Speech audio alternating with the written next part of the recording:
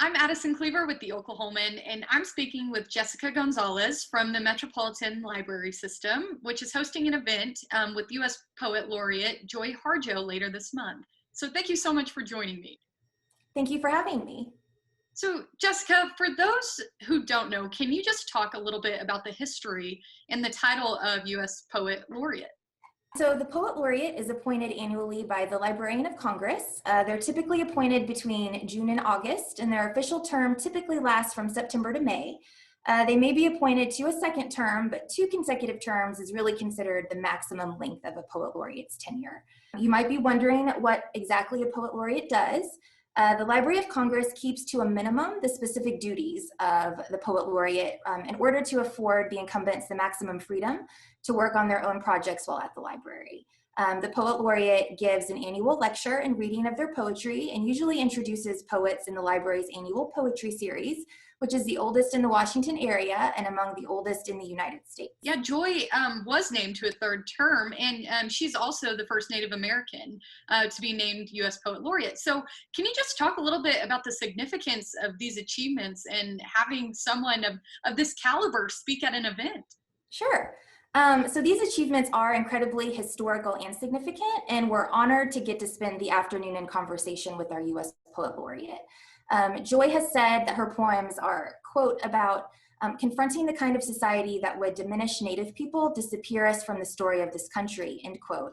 And I would say that our role and responsibility at the library is to ensure that Indigenous voices are not only represented, but amplified through our collection services and programs. She has many artistic talents.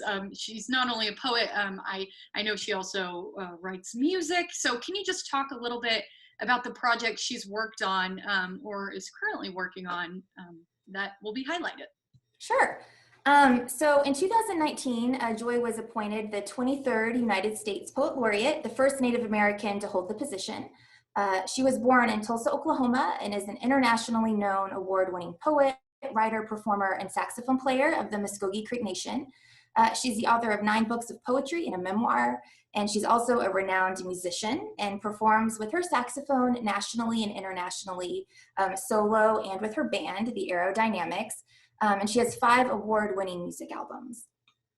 In terms of current projects, she has 2 new titles coming out this year that I'd love to share more about.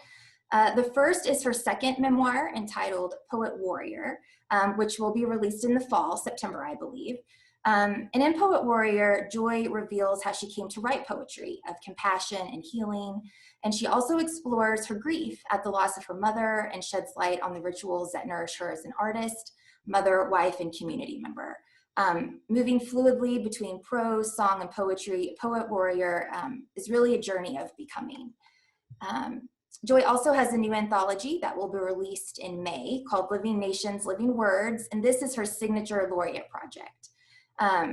Joy has really championed the voices of Native peoples past and present, and in her new anthology, she gathers the work of contemporary Native poets into a national, fully digital map of story, sound, and space, celebrating their vital and unequivocal contributions to American poetry.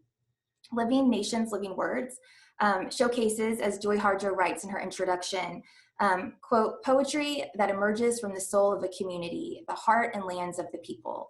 In this country, poetry is rooted in the more than 500 living Indigenous nations. Living Nations, Living Words is a representative offering, end quote. And as I mentioned, this title will be released in May, and it is currently available to put on hold at your local Metropolitan Library location. Just a little bit about the event coming up later this month. So can you just talk just specifically about that? Sure. So April is National Poetry Month, and the Metropolitan Library System is honored to be hosting current U.S. Poet Laureate Joy Harjo for a virtual visit that will be held on Sunday, April 25th from 2 to 3:30 p.m. Central Standard Time. This is a virtual event. It's free, it's open to all ages, and you do not need to have a library card to attend. Our virtual author and poet talk will feature readings from Joy's work and new anthology, Living Nations, Living Words, plus there'll be a Q&A session. Joy will also be announcing the winners of our youth poetry contest, which was open to students in grades 4 through 12 here in Oklahoma County, so that's very exciting. And as I mentioned, this is a totally virtual event, and it will be streamed live on our library's Facebook page. You do not have to pre-register for the event, but if you do, you'll have the opportunity to submit a question for Joy's Q&A session. And you'll also receive an email reminder for the event with a direct link to the Facebook event. So for those tuning in, make sure to visit us at metrolibrary.org/Joy Harjo, or you can give us a call at 405-231-8650 to pre-register. I'd also encourage everyone to visit us at metrolibrary.org/Joy Harjo to check out our extensive collection of Joy Harjo works to help you and your loved ones celebrate National Poetry Month. Because this event is virtual, is this the first time you've had to do an event virtually? Did COVID kind of change your plans, or is this something you've done in the past? Yeah, so the library has a long history of bringing in many a great literary talent over the years for in-person events. But due to the pandemic, we've really had to reimagine how we offer programming to the public over this past year. And I would say this is the first time that we're hosting such an iconic and renowned artist virtually here at the library, and we feel fortunate to be able to do so. So by streaming this event live, we'll be able to reach far beyond Oklahoma County and reach audience members across the country and even internationally. For example, we're currently finalizing an agreement to form a sister library partnership with a library in Dusseldorf, Germany called the International English Library, and they're helping us to promote this event. So on April 25th, we hope to have viewers from around the world tuning in, which is really exciting.